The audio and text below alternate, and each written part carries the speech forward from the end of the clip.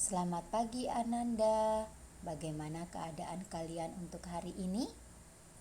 Ya, Ibu Ismaria berharap kalian dalam keadaan yang baik, yang sehat, dan tetap semangat belajar bersama dengan anggota keluarga kalian yang ada di rumah.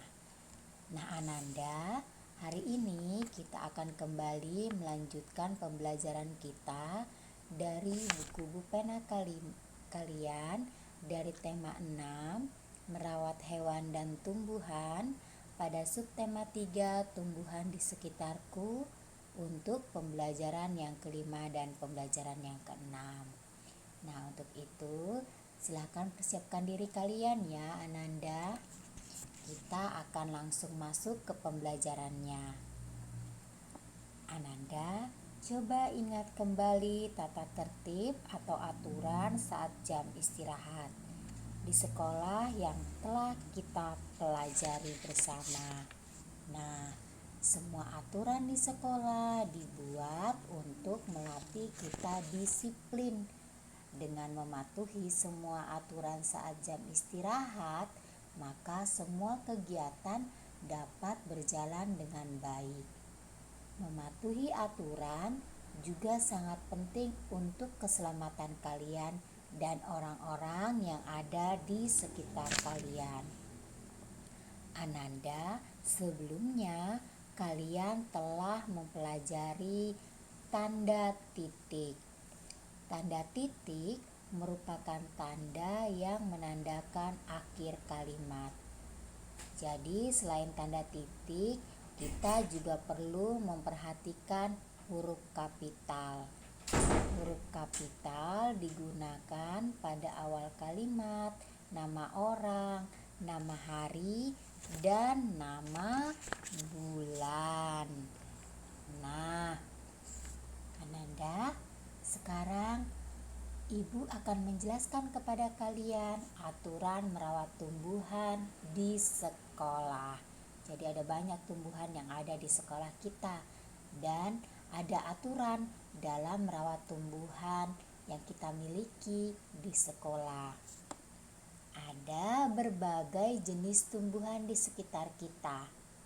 Tumbuhan juga banyak tumbuh di sekolah, seperti tumbuhan yang berada atau tumbuh di sekolah kita. Kita harus merawat tumbuhan dengan baik. Seluruh warga sekolah bertanggung jawab merawat tumbuhan di sekolah. Nah, ada aturan dalam merawat tumbuhan di lingkungan sekolah kita, yaitu menyiram tanaman dengan teratur, membuang sampah pada tempatnya, dan memberi pupuk pada tanaman secara berkala. Jadi ini adalah aturan-aturan dalam merawat tumbuhan yang ada di sekolah kita. Nah, Ananda, ingat bahwa sebuah cerita pada pembelajaran yang lalu Ibu pernah katakan bahwa sebuah cerita terdiri atas sebanyak kalimat. Saat menulis sebuah cerita, kalimat-kalimat yang ada tersebut harus saling berkaitan. Selain itu, saat menulis cerita, kalian juga harus memperhatikan tanda baca dan menggunakan huruf kapital dengan tepat. Nah, selanjutnya kita akan belajar muatan matematika.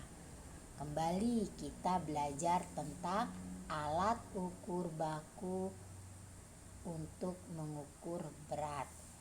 Nah, pengukuran berat badan kita dapat gunakan alat ukur bakunya. Apa, ayo? Ya, kita dapat mengukur berat badan menggunakan timbangan berat badan. Hasil pengukuran berat badan dengan timbangan dinyatakan dalam satuan baku kilogram. Jadi sebelum menimbang berat badan, kita harus memperhatikan beberapa hal.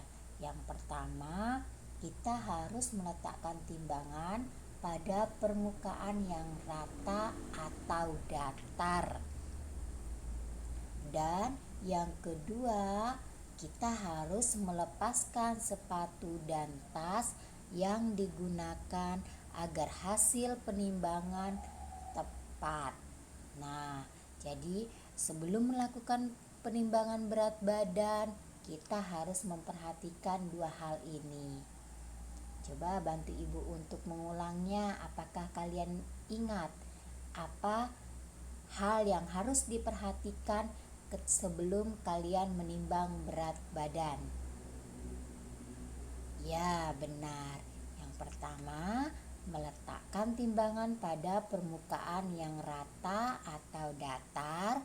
Kemudian, lepaskan sepatu dan tas yang digunakan agar hasil penimbangan memiliki nilai yang tepat.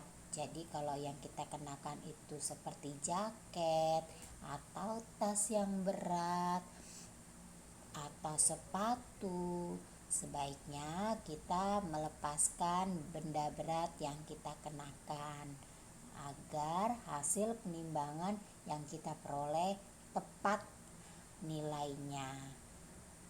Nah, demikianlah Ananda pembelajaran kita untuk hari ini. Ibu Ismaria berharap video pembelajaran ini dapat membantu Ananda, siswa-siswi ibu yang hebat, untuk dapat memahami pembelajaran kita dari buku pena kalian pada tema 6, subtema 3, pembelajaran kelima dan keenam. Terima kasih Ananda dan sampai jumpa di pembelajaran kita selanjutnya.